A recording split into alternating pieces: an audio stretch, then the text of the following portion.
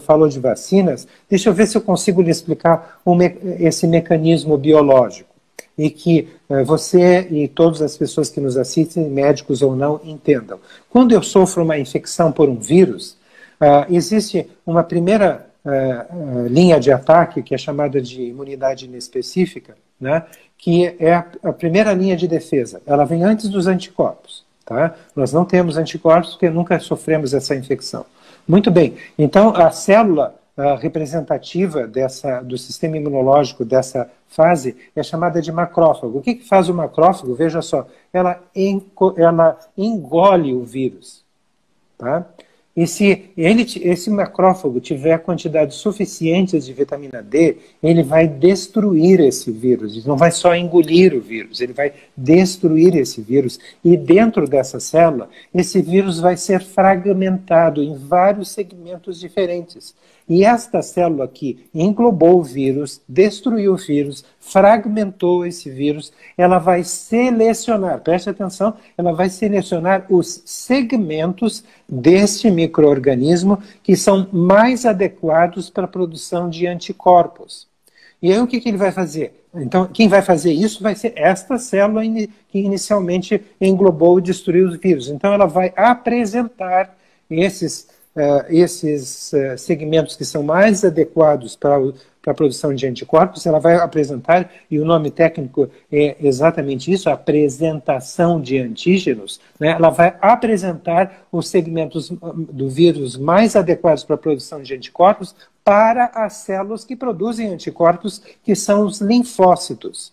Então existe um acoplamento, né, entre o macrófago, que está apresentando aqui os segmentos do micro-organismo, e o linfócito. O linfócito lê essa sequência de informações que estão sendo apresentadas pelo macrófago, e ele já sabe qual é o anticorpo que ele tem que produzir, ou quais os anticorpos que ele tem que produzir. Porque vários segmentos desse vírus que foram destruídos são apresentados para linfócitos, todos aqueles que forem mais adequados para o sistema imunológico daquele indivíduo específico são apresentados para o linfócito. Quando você produz uma vacina, é o pesquisador que escolhe um fragmento que ele acha que vai ser mais adequado para a produção de anticorpos e injeta no indivíduo.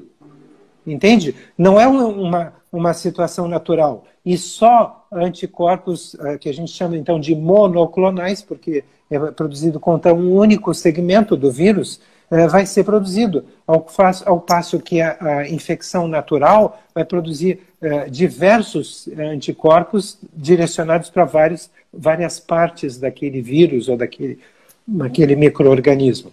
Então, você imagina que se o vírus sofreu uma mutação e se transformou numa cepa que não tem mais aquele segmento que o pesquisador escolheu, né, essa vacina não vai servir absolutamente para nada. E como tem já várias... O senhor falou em 40 mil tipos de Covid, ou eu entendi errado?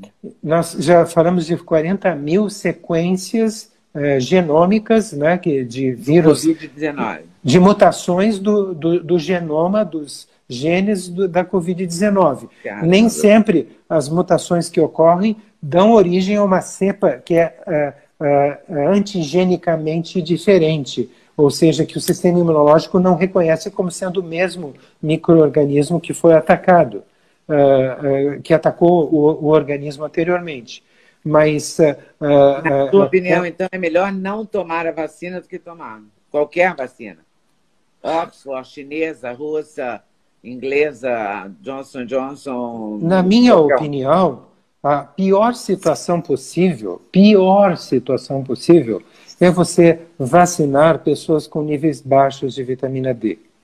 Porque você vai acionar um sistema imunológico que está desregulado pela falta da vitamina D.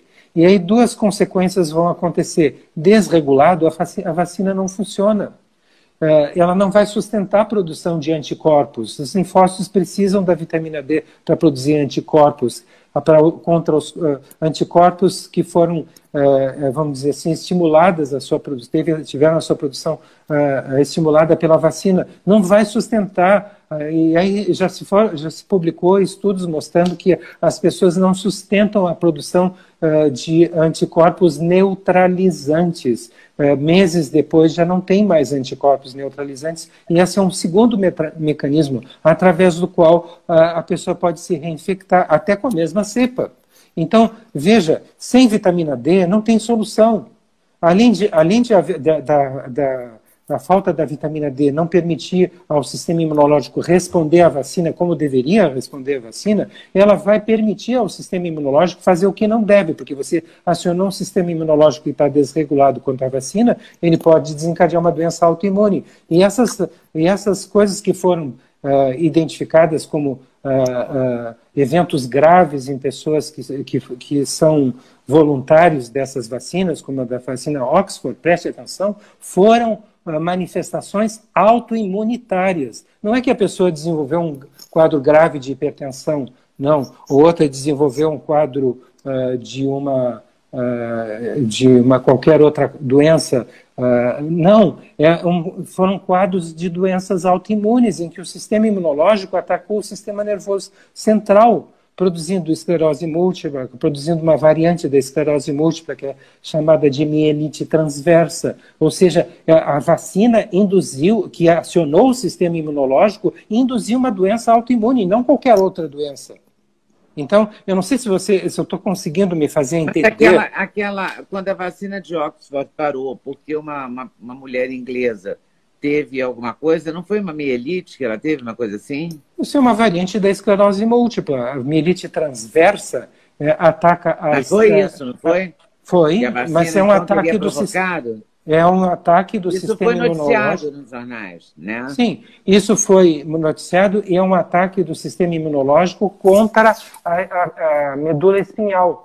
Medula espinhal, em inglês, a parte se chama mielite, quer dizer, a inflamação produzida pelo sistema imunológico se chama mielite. E no caso que, como afetou um segmento da medula espinhal, é chamado de mielite transversa, ou seja, foi uma agressão autoimunitária e não há como você chegar e excluir a possibilidade de que isso tenha sido desencadeado pela vacina, porque a vacina acionou um sistema imunológico que está desregulado pela falta de vitamina D e a pessoa desenvolveu uma doença autoimune. Como é que você pode chegar e dizer, não, isso foi avaliado por uma instituição independente, eles disseram que não tem nada a ver. Como pode afirmar que não tem nada a ver? Parece que já houve 3 casos até.